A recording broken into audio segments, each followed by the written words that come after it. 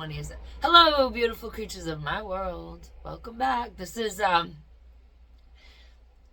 going to be a hash a bit because yesterday I had some oral surgery done and Dr. A said do not get on the YouTube until next week. There ain't nobody up there that better tell Dr. A that I am on the YouTube today. I hope you're all having a beautiful day wherever you might be. I hope you're having a day filled with fabulosity and dang good coffee. The list is worse. Let me tell you, a little swollen, but that's okay. We'll focus on this side of the face. That isn't swollen. Without the makeup today, I look like I've been sucker punched. Anyways, ladies and gentlemen, guys and ghouls, beautiful creatures of my world. Thank you for everybody who has subscribed to the channel. And I mean all the new subscribers, all the old subscribers. We are working our way up. I'm a slow growth channel because I'm a variety, so we talk about all different kinds of things. We don't just stick to one topic.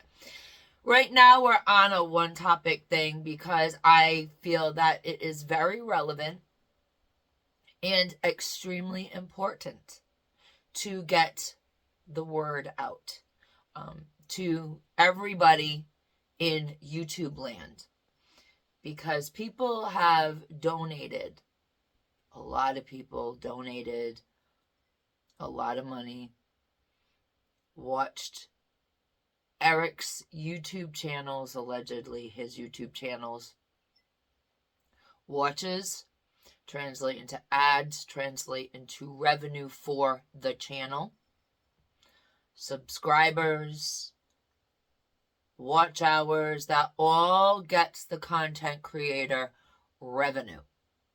And I'll tell you how it works because we're not monetized yet. For the basic eligibility to be monetized, a content creator has to have 500 subscribers and 3,000 regular video watch hours, and I think it's 10 million short watch hours.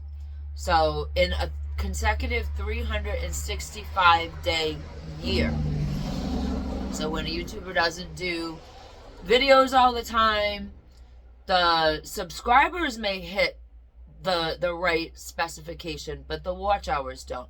This channel, our channel here, we've hit the eligibility for subscribers, but I have not hit my 3,000 watch hours. We're just under 1,500 watch hours. And what that will give me is the ability to have super chat and super thanks and things of that nature, sell some merchandise, stuff like that. It's a big business behind these screens. That's why this is very, very important. Every single person that watches a video and that video gets the view of that person calculated, that translates into watch hours, which behind the YouTube scenes translates into money. And that's why you see some content creators are able to just do this full time. We're not monetized, so we can't do that.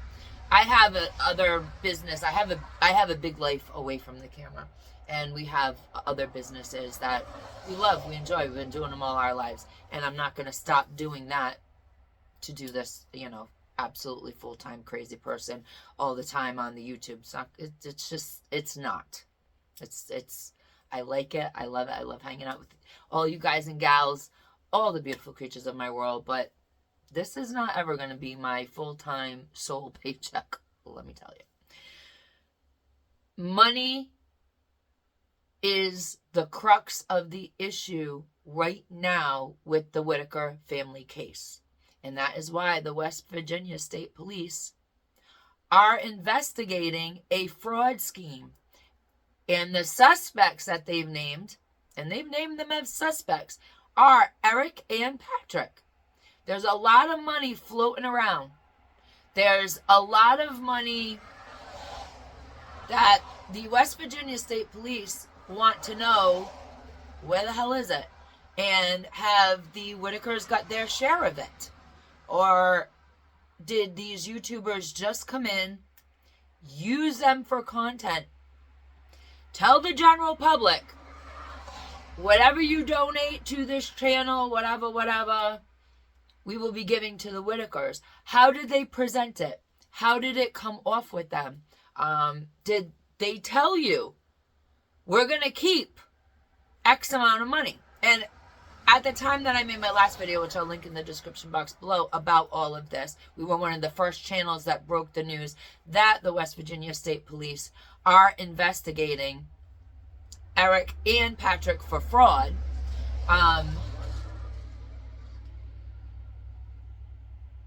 Patrick came out yesterday to give people, I guess, a little more information about the behind the scenes as far as the channels went. Now remember, you're talking about Facebookers, YouTubers, going into the lives of private citizens who do have some celebrity, because documentaries have been made on them. Mark Leda made documentaries. Tyler Oliveira got involved. Over the last few years with the Whittakers, it's always been a scandal about a YouTuber going in, making money. Where's the money gone? What, YouTubers promising the moon and the stars. And then the next YouTuber goes in and nothing has changed for the Whittacker family. The last YouTuber is gone. Nobody knows what happened to the money. Nobody's accounted for a lot of different things. Allegedly, because I don't want to get my ass sued about nothing. But this is what's been happening with this poor family. They're used as content.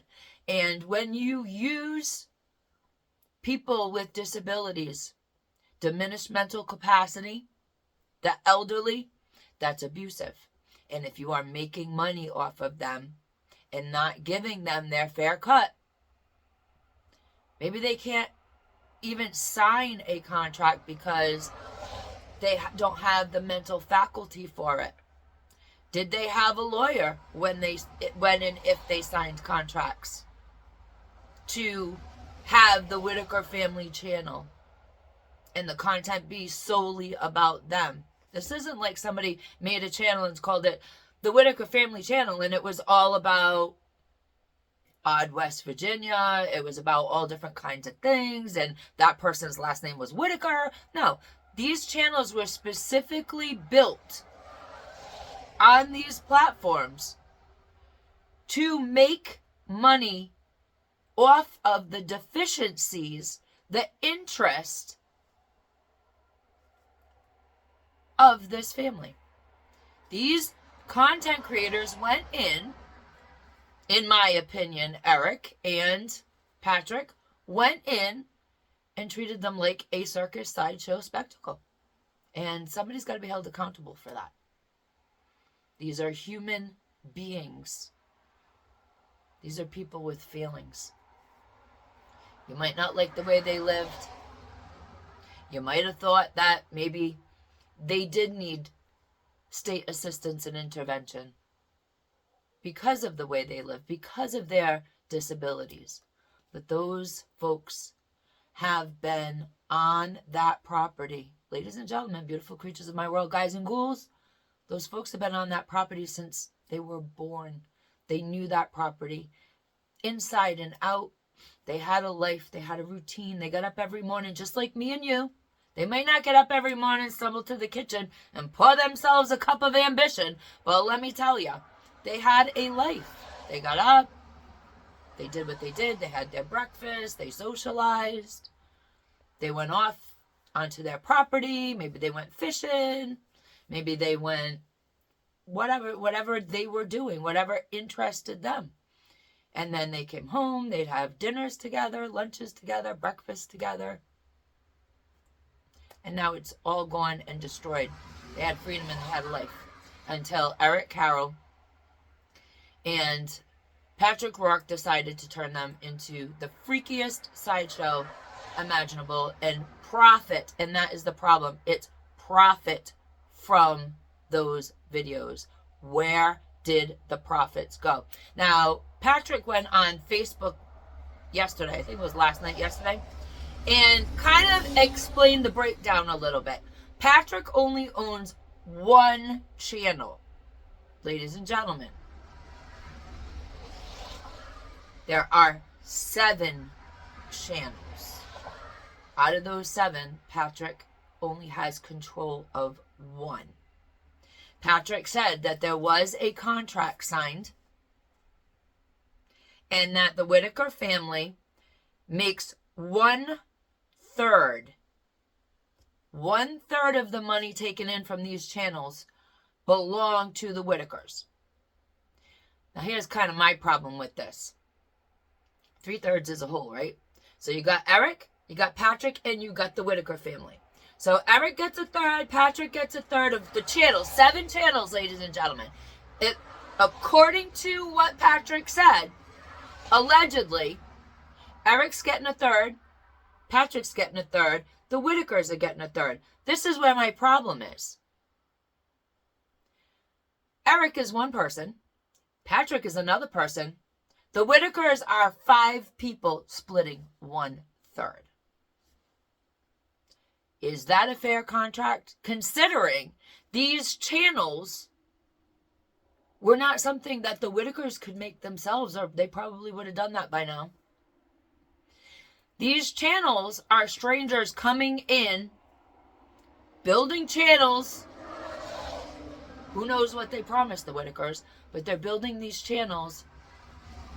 And the Whittakers, who are the sole content of these channels, what they do, what they're doing, where they're going.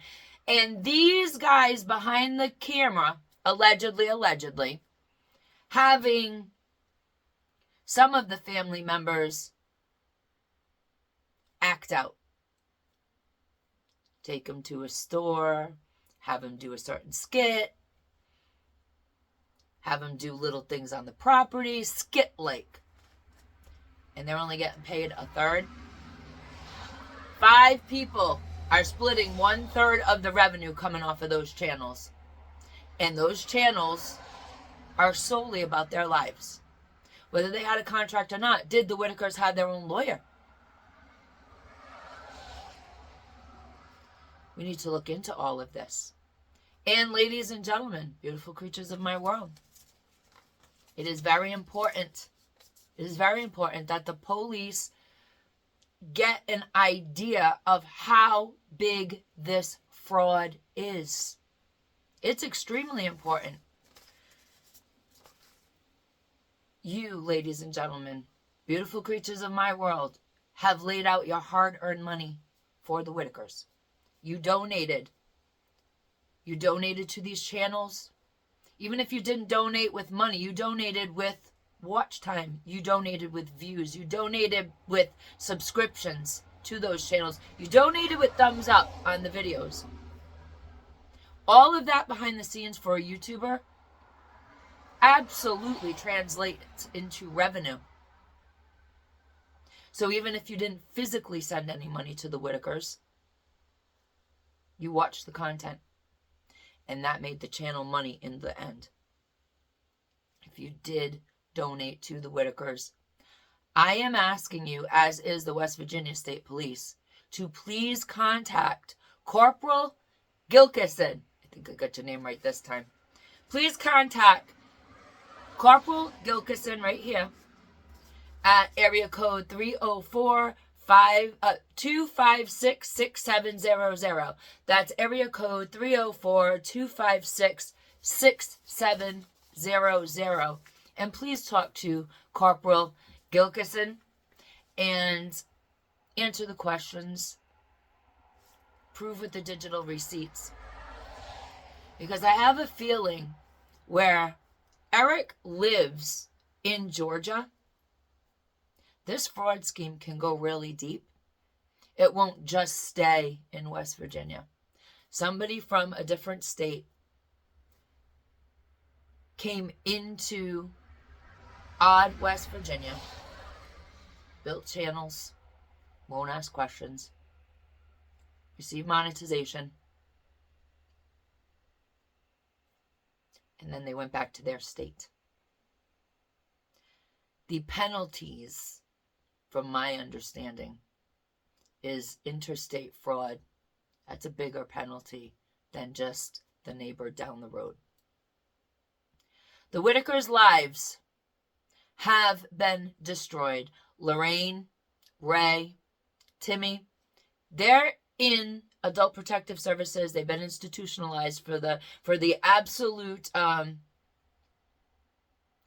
truth of it, the bluntness of it. They've been institutionalized after living on their land their entire lives, from birth to what they thought was going to be death. Betty can't see them. It appears Larry's kind of MIA at this moment. BJ's in the wind.